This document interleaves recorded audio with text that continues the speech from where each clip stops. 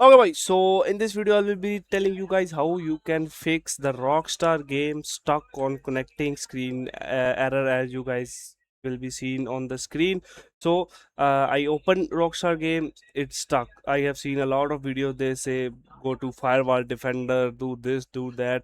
So the simple fix for that is go to your documents folder and then delete the Rockstar folder there. Once you delete it, just open it again, or open the Rockstar launcher again. It will be fixed.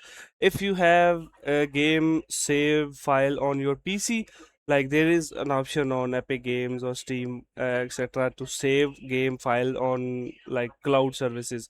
If you don't have that, make sure to save your game files. If you do have cloud save, just delete the entire folder and open the Rockstar game.